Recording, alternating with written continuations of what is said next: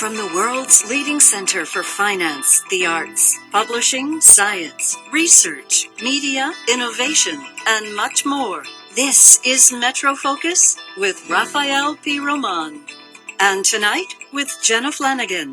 Tonight, disease detectives, tracking Ebola and more. People in my generation have never suffered things like measles, whooping cough, polio. While your data is someone else's gold mine. We're in an economy where data is the new currency. Building better teachers. Nobody is born with the skills and knowledge that it takes to teach well. And an Adirondack wilderness solution. I believe there's something innate in every one of those young people that has not come alive until they're exposed to the outdoors. Funding for this program is made possible by the Ford Foundation, working with visionaries on the front lines of social change worldwide. Corporate funding for Metrofocus is provided by Mutual of America, your retirement company, and by the following. We all know the word Ebola, but did you know that there is a specialized group of doctors and researchers called disease detectives? They're tracking all contagious diseases, and while Ebola may be in the headlines now, there's much more to know about everything from rare viruses to the ever-present flu. Joining me now is Dr. Abdul El Sayed, an assistant professor of epidemiology at Columbia University's Mailman School of Public Health. Doctor, welcome. Thanks for having me. Now, doctor, as an epidemiologist, what's your role when infection diseases like these occur? Are you a disease detective? So there are a number of different types of epidemiologists.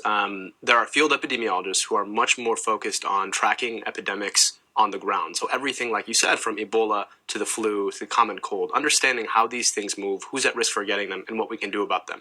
I'm more of a research epidemiologist, so also a disease detective, but thinking about the bigger picture around a number of other types of diseases. So it's well known that epidemiologists work on infectious diseases, but we also work on chronic diseases, things like obesity, cardiovascular disease, diabetes, cancers, and understanding what causes these in populations so that, again, we may intervene. Mm-hmm. So I consider myself a disease detective, but thinking more long-term about the big glaciers that we face rather than the ice storms. All right, but let me have you hit the ground for the sake of this interview.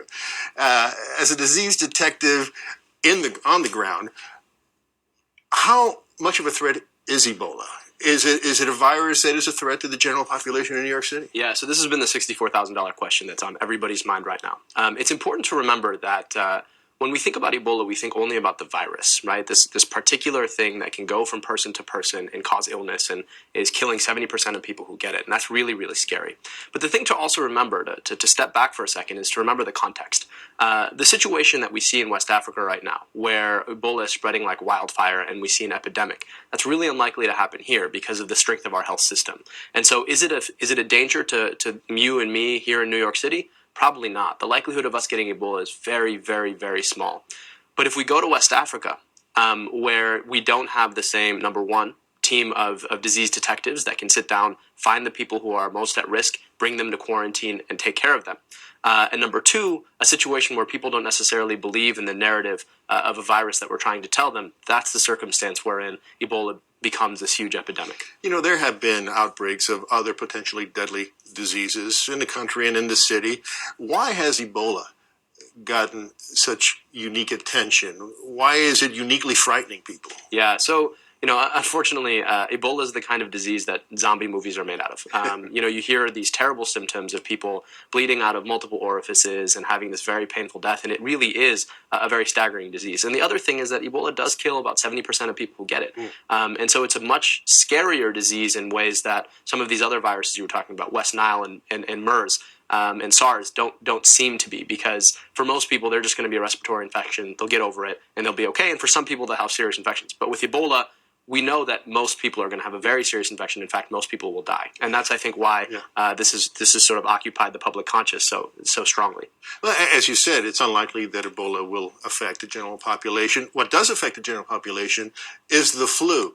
Compare the fatalities in this country between those two diseases. Yeah. So in the United States, at this point, we've had one Ebola fatality, and that's very unfortunate. But it's been one fatality. Now, people like me are in the business of comparing risks, and when we talk about the flu season brings upon thousands of deaths every year, and so we're paying a lot of attention to Ebola, where the likelihood of getting it is minimal and the likelihood of dying is almost nothing. But we're sort of forgetting to pay attention to something like the flu, which kills thousands of people every year and hundreds of thousands of people suffer. In fact, more importantly is when we're thinking about our own health, what can we do about these two things? When it comes to Ebola, the best thing that we can do is trust the health system to take care of any potential threat. But when it comes to flu, there's actually actively something that we can do, which is to get our flu vaccinations. And how come people don't? A lot of people don't. There's increasingly vaccinations. Unfortunately, when we think about them, they've become almost the victim of their own success, right?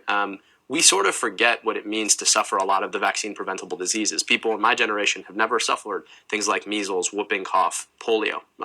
So it's easy to think, well, is this thing really worth it? But we only have to go back a couple generations to wipe away that amnesia and recognize that actually these things did take many, many lives. Flu is something that we suffer every season.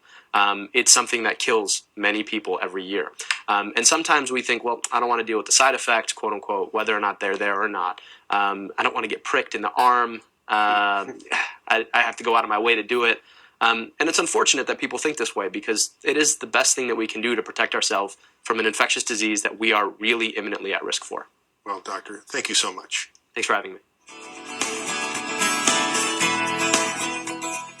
I'm Jenna Flanagan. Worried about your privacy online? Joining me now is Natasha Singer, a reporter for the New York Times Sunday Business section, who's digging into the world of data mining. Her series of reports raises questions about what she calls the new global currency. It's not gold,